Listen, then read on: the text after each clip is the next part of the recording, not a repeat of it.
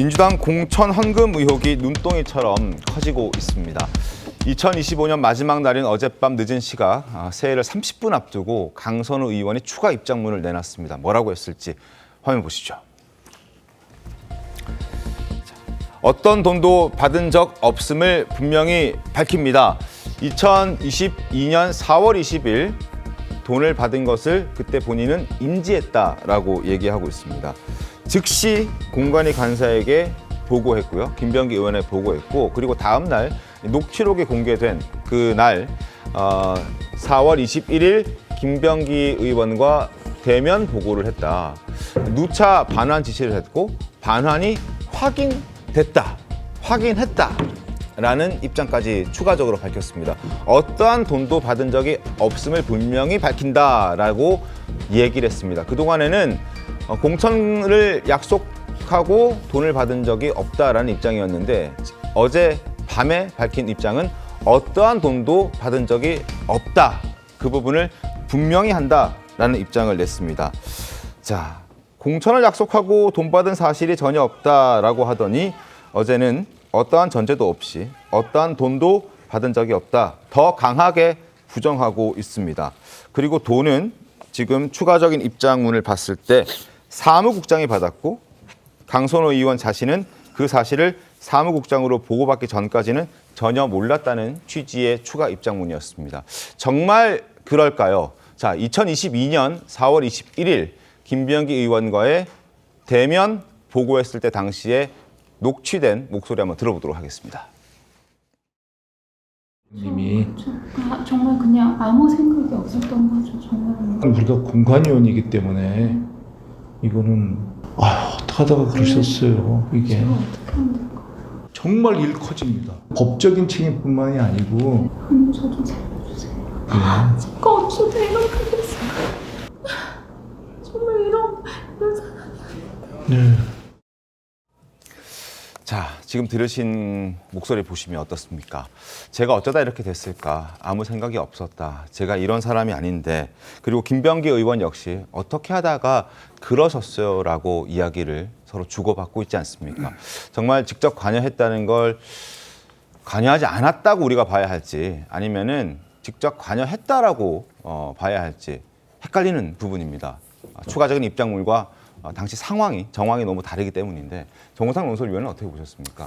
예, 지금 어쨌든 강선우 의원의 일관된 주장은 이제 돈을 받지 않았다는 부분을 강조하고 있지만 결국에는 돌려줬다라는 부분도 또 인정을 하고 있거든요. 네. 이 대법원 판례에 따르면 저런 이 돈 문제 같은 경우는 본인이 돌려줬더라도 법적으로 책임을 져야 한다는 게 대법원의 판례입니다. 네. 그런데 어제 밤에 이제 강선우 의원이 해명한 내용을 보면 누차 반환 지시를 했고 돌려준 거를 확인했다라고 했는데 그게 언제인지라는 시점이 좀 정확하지가 않아요. 그러니까 네. 이게 뭐 당시 직후였을 수도 있고요. 아니면 뭐 얼마 지난 이후였을 수도 있고 이건 뭐 상상이 비나만 최근일 수도 있는 겁니다. 그렇기 때문에 언제 저거를 돌려줬는지에 대한 명확한 입장 표명이 없다는 건 뭔가 이 문제에 있어서 본인도 책임에서 자유롭지 않다라는 거를 좀 우회적으로 보여주고 있는 게 아닌가라는 짐작을 할 수 있는데 명확한 진실은 본인과 그리고 보좌관만이 알 수 있을 겁니다. 진실이 뭘까요? 조신 위원장님 어떻습니까? 진짜 관여하지 않은 걸까요? 아니면은 관여를 한 걸까요? 어떻게 보십니까? 그래서 우선 이번 사태는 정말 충격이고요. 네. 어떻게 보면 황당하기까지 하는데 우리 당의 김영진 의원이 라디오 방송 나가서 정말 20년 전에나 있을 법한 그런 일이 터졌다 이렇게 평가를 했는데 본인이 지금 안 받았다 뭐 이렇게 네. 설명을 하고 있는데 제가 보기에는 우선 형사 처벌을 염두에 두고 좀 법률적인 방어를 하는 거 아닌가 하는 생각이 듭니다. 근데 저는 우리 어쨌든 강선우 의원이 재선 의원이시고 얼마 전에 장관 후보까지 됐던 지명받았던 분인데 당시 상황이 자기가 아마 설명할 일이 있을 거예요. 저희들은 상세하게 모르지만 지금 이렇게 그 법률적인 이런 처벌을 염두에 둔 이런 방어보다는 제가 보기에 정말 정치인으로서 당시 상황에 대해서 좀 진솔하게 이야기하고 지금 돈을 받지 않았다면은 여러 가지 녹취도 있고 그런데 이걸 고지고대로 받아들일 국민이 누가 있겠습니까? 그러니까 수사는 수사고 네. 그 이전에 저는 정치인으로서 좀 이 사태에 대해서 좀 진솔한 모습을 좀 보여주는 게 좋지 않을까 그렇게 생각하고 있습니다. 네. 자, 그리고 첫 입장문에서 여러분 기억하시겠지만 강선우 의원은 반환 지시라고 입장을 밝혔습니다. 그리고 이번에는 추가적으로 확인했다라고 했습니다. 반환을 지시했고 반환을 확인했다라고 했습니다. 그러나 해당 보좌관은 지금 모르는 일이라고 주장하고 있습니다. 정말 반환된 게 맞을까요? 이 얘기를 하기 전에 김경 시의원의 의정활동 영상 잠깐 보고 오겠습니다. 노래 한번 해볼 거야? 근데 제가 노래를 잘 못합니다. 서울 서울 서울 서울 서울 서울 사랑으로 남은 never forget oh my lover 서울. 자, 김경 시의원이 과연 돈을 돌려받았을까요? 그리고 강선우 의원은 돈을 돌려줬을까요? 자, 당시에 김경 시의원은 다주택자 논란으로 컷오프가 예상되는 상황이었습니다. 그리고 반환이 만약에 정상적으로 이루어졌다면 어떻게 단수 공천이 이루어졌을지 여러 의문이 뒤따릅니다. 화면 함께 보시죠. 자, 평창동, 방배동 20억대, 10억대 아파트 주택 2채 있었고요. 역삼동을 포함해서 지금 상가가 5채나 있었습니다. 자동차도 수입차, 국산차 3대가 자기 소유로 있는 상황이었고 당시에 62억 원대의 자산가였습니다. 당선 이후에는 10억 원의 재산이 더 늘어난 것으로 파악이 되고 있고 김병기 의원 역시 당시 공관위 간사 역시 지금 현재 컷오프 유지 상태이기 때문에 이 유지 상태가 유지되어야 한다라고 이야기를 했음에도 불구하고 다음 날 바로 단수 공천이 되는 상황이었습니다. 그리고 경쟁자들이 2명이나 더 있었는데 그들이 재심 신청까지 했지만 이게 또 묵살됐다고 합니다. 재심 신청했으나 받아들여지지 않았고 바로 김경 의원이 당선될 수 있게끔 단수 공천을 해줬다는 겁니다. 자, 이런 상황이면 정말 돈을 돌려준 게 맞다고 봐야 되나요? 아니면은 반환되지 않았다고 봐야 될까요? 정원희 대변인 어떻게 보십니까? 과거에 이렇게 정치권에서 돈을 줬다, 돈을 받았다라는 의혹이 제기됐을 때 네. 누구 한 명 제가 그 돈 받았습니다라고 인정한 사람 보셨습니까? 저 한 번도 못 봤거든요. 강선우 의원 지금 당연히 법적 처벌을 앞두고 있기 때문에 어떻게 이 처벌 수위를 낮출 수 있을 것인가 네. 또는 무죄로 할 수 있을 것인가 그거에 온통 혈안이 돼 있을 겁니다. 그러니까 지금 받지 않았다고 하고 또 이 녹취 내용만 놓고 보면 당시 녹취는요 정말 어떤 내용의 꾸밈 없이 가감 없이 이루어진 녹취일 겁니다. 근데 지금 나오는 발언들은 그런 그 본인에게 유리한 정황들로만 자꾸 가공해서 이야기하려고 하는 건데 결국에는 강제 수사하면 다 드러나는 대목이라고 봅니다. 돈을 줬다는 사람, 중간에 있다는 사무국장, 네. 그리고 강선우 의원 당시에 동선이 어땠고 돈의 흐름, 1억 원이라는 돈 만들기 쉽지 않습니다. 물론 굉장히 자산가니까 그동안 차곡차곡 놓은 현금을 그냥 줬을 수도 있겠지만 그 돈의 흐름 파악해 본다면 저는 이거 실체적 진실을 파악하는데 그리 오래 걸릴 일이 아니라고 봅니다. 결국에는 수사 당국이 갖고 있는 의지의 문제고요. 네. 그래서 지금 그 경찰이 제대로 수사할 수 있을까라는 의문의 목소리도 커지니까 일단 경찰 수사를 지켜보되 그게 정말 국민 기대치에 미치지 못하는 수준으로 나온다면 국민의힘이 얘기하고 있는 것처럼 당시에 있었던 2022년 민주당 공천과 관련한 특검도 필요한 사안이다 이렇게 말씀드립니다. 자, 반환했다는 걸 확인했다라는 추가 입장이 어젯밤 11시 30분에 나왔습니다. 그런데 2022년 4월 22일 김경 의원은 단수 공천 받았습니다. 반환했다면 단수 공천이 될 수 있었을까 의문이 듭니다. 반환됐을까요? 반환되지 않았을까요, 정은혜 의원님? 일단 반환을 했다면 누구 계좌로 어떻게 들어갔느냐 사실 네. 그런 증명이 저는 분명히 있을 거라고 봅니다. 그렇다면 강선우 의원도 그 부분에 대해서 충분히 설명을 해야 된다고 생각을 합니다. 그리고 김경 의원 같은 경우는 보니까 건물과 그 상가들이 굉장히 많아요. 네. 그래서 사실 재산이 많은 건 죄가 아니죠. 근데 그 재산이 어떻게 형성이 되었고 그 재산을 어떻게 사용하는가는 우리가 분명히 문제를 지적을 할 수 있을 것 같습니다. 당시에 저도 그 2022년 2022년에 그 공천관리위원회였고요. 근데 그때 저는 이제 경기도 소속이었습니다. 근데 보통 공관위원들 같은 경우는 그 공관위원이 되는 순간 서약서를 씁니다. 그 내부에 있었던 일을 외부로 발설하지 않는다는 서약서를 쓰게 되거든요. 그렇기 때문에 저는 조금 염려되는 부분이 뭐냐면, 그렇다면 김병기 의원과 강선우 의원이 이 당시에 이 사건을 알고 있었다면, 네. 인지하고 있었다면 이 논의 자체가 공관위에서 토론이 되었는가도 사실 저는 좀 묻고 싶는데요.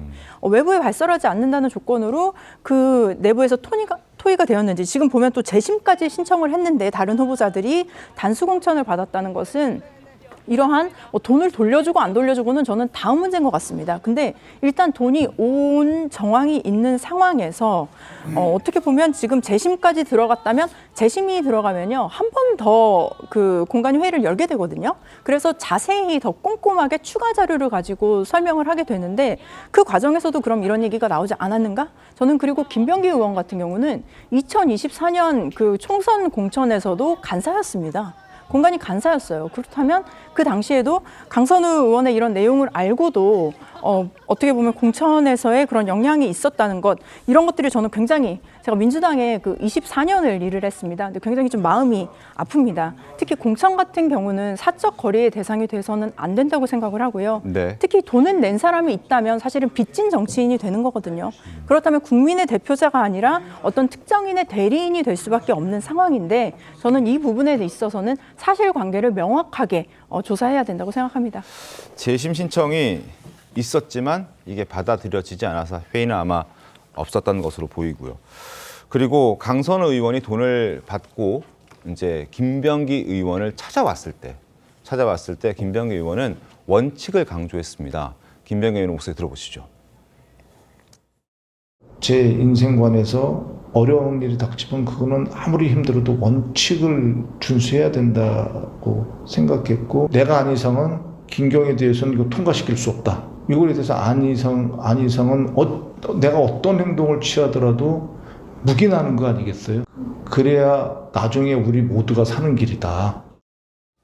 분명히 저렇게 이야기했습니다.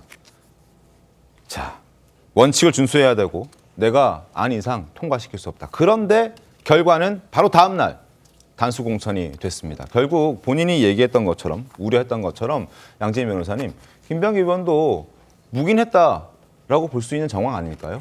그러게요. 그러니까 그 앞뒤의 사실관계에 대한 확인이 좀 되어야 될 필요성이 있습니다. 왜냐하면 녹취에서는 입장이 굉장히 명확하고 확고해 보이거든요. 이거는 공천 줘서는 안 된다라는 입장을 명확하게 밝힌 것으로 보여지는데, 그 날 오후부터 다음 날까지 무슨 일이 있었길래 단수 네. 공천을 받을 수 있었는지에 대한 규명이 필요해 보이고, 그러한 규명이 필요한 이유는 바로 1억 원을 건넸다라고 하는 것과 연결이 될 수 있는 부분이 있기 때문입니다. 왜냐하면 우리가 가정을 해봤을 때 1억 원을 예를 들어 지시를 했든 본인이 직접 했든 뭐 김병기 의원이 이야기를 하는 것처럼 어디다 던져놓고 왔든 돌려줬다라고 하는 상황이라면 과연 이대로 공천을 받을 수 있었는가라는 문제와 연결이 되기 때문에 그 사실관계에 대한 좀 소명 내지는 두 사람, 녹취록에 등장하는 두 사람의 확인이 필요한 상황으로 보여지고, 그리고 물론 뭐 어떤 경위로 어떻게 돌려졌느냐를 확인을 해야 되는 것은 정치인의 정치 활동과 연결이 되는 부분이 있기 때문에 당연히 확인이 돼야 되지만, 어떻게 보면 법적으로는 관련 범죄가 성립하느냐의 여부와는 조금 차원이 다를 수 있는 문제이기도 합니다.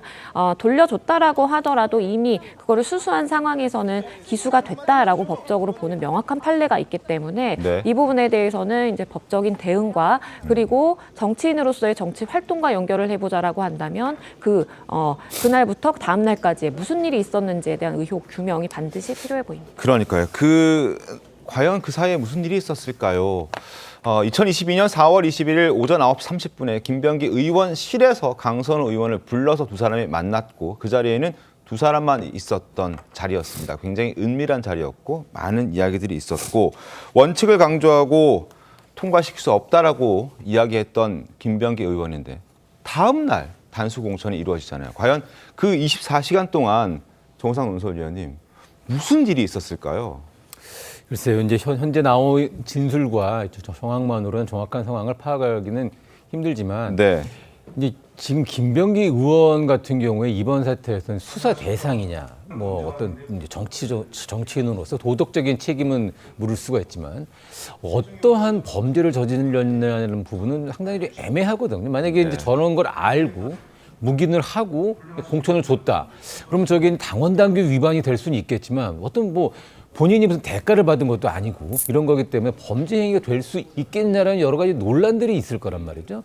그리고 이제 가장 지금 이제 문제가 되고 논란이 되고 있는 건 저렇게 개인이 둘이 나눈 대화 내용이 어떻게 공개가 될 수 있겠느냐. 뭐 일각에서는 뭐 여러 가지 음모론적 이야기들이 나오고 있지만 결국 이번 사태에서 가장 큰 물론 저게 계기로 김병기 의원이 사퇴를 했지만 네. 이 강선우 의원의 이제 수사로 이제 번졌고 저 문제가 이 민주당 전체의 어떤 공천 헌금 문제라는 커다란 정치 스캔들로 커질 수밖에 없는 사안이거든요. 저건 뭐 강선우 의원 개인 문제로 끝날 사안이 절대 아닌 거고요. 그렇기 때문에 이런 그날 이 보고를 하고 둘이 대화를 나누고 그 다음날 김경 시의원에게 단수 공천이 된 일련의 과정 24시간 만의 문제가 아니라 그때부터 지금까지 민주당이라는 정당이 공천을 대가로 돈을 받은 문화가 아직도 남아 있었냐? 뭐 멘붕이 왔다라고 뭐 대변인이 얘기를 하는데 저게 개인만의 일이겠는가? 그리고 저게 민주당만의 일이겠는가? 다른 국민의힘이나 다른 정당들은 공천 관련된 돈을 받지